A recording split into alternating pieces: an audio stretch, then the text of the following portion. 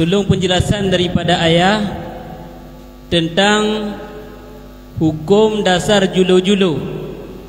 Karena jino yang tengah marak adalah juluh-juluh leh datuk mata penggop sehingga wate akheji kahana ditup atra getanyo wate tarik atra tanyo ya kahana pat peng tanyo puna wajib tayak lagi peng ba urang lain atra getanyo nya ya.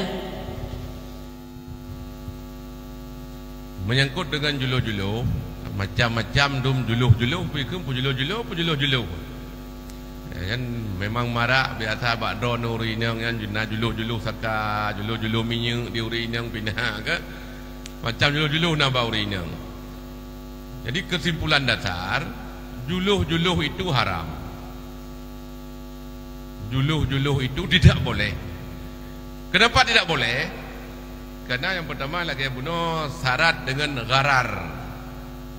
Ditinan na penipuan. Kalau tatup itu hidup katanya itu kan tatup juga.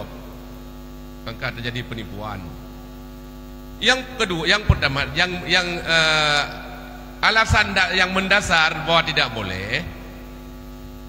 Karena berpindah milik orang lain kepada orang lain tanpa ada ijab dan kabul. Untuk berpindah milik seseorang kepada seseorang nyo harus dengan ijab dan kabul. Ijab kabulnya nak akad ya. Jadi nak akad sosial dan nak akad komersil.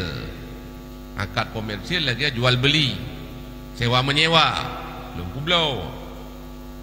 Lumonyo kedon dengan peng 20 juta kalau blow. Mau pindah lumonyo yang gede dengan akad. Akad sosial dah long hebah. Long hebah Hondanya kedona kalau nerimang dengan akad sosial kamu minah Honda di kedai kedai kurang lah dengan nak akad ijab dan kabul. Sedangkan berpindah milik orang lain kepada orang lain tiada ijab dan kabul yang gekun dengan akad fasid. Akad fasid getnya berdosa. Mengerjakan akad fasidnya dosa katanya. Di bak juluh-juluhnya hana akad meminah pengen. Jadi tanpa akad gempu cit ngan tarik loan ya. Tarik loan hana akad. Lam kitab hana gepegah. Yang nak gelarang lam kitab iaitu be' hissah. Be' hissah be' yang fasid yang tidak sah dan berdosa.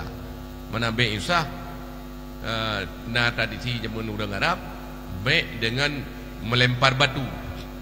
Barang-barangnya adanya yang teh yang belau roman betai berarti yang kena betai yang ke barang yang geblau tanpa ada ijab dan kabul akad hana akad nyan hana sah fasid. Jadi juluh-juluh nyo ke lagi baik hisah muminah harta orang lain ke katanya tanpa ijab dan kabul. Cuma punya kata bersapat mandum kamu sapat pen dari teritori be karena 3 juta kamu putang pengnyo teritori be tapo kamu ke drone yan karena ijab dan kabul anda bersapat lom yang kali harga yang tubit sapat lom bersapat lom karena nyo kalinya lom putang ke drone ke Osman kali ke putang gede dengan lafaz ijab dan kabul benarkan hanjir dengan nyo kesau kalinya untuk menentukan kesau tarik loan nyo fasid yahinan yaitu yang haram ji dosa dan hana lazim hana halal makan nyo masalah dosa tapi hana lazim bahwa dosanya tidak boleh makan halal haram cuma akad terkait fasid. Igotnya karida ke gejuk peng ke tanyo direktur ibahnya itu kehala dapat jo. Yang dah siapa cit mengerjakan akad yang rusak. Saban lagi jual beli fasid. Ilung pulau mana kedon Pak Jafar hana hijab kabul. Makan menulis kehinan baraga. Baraganya menulis mentangnya 30,000 cok peng jo aju. Cok manok jo na dah kelong blow manok bak drone dengan pen 30,000 hana hanya ngeken pasit dosa katanya manok je tak pajo halu peng halu karena ya kelah kejuk manok urung po manok urung po peng ya kelah kejuk peng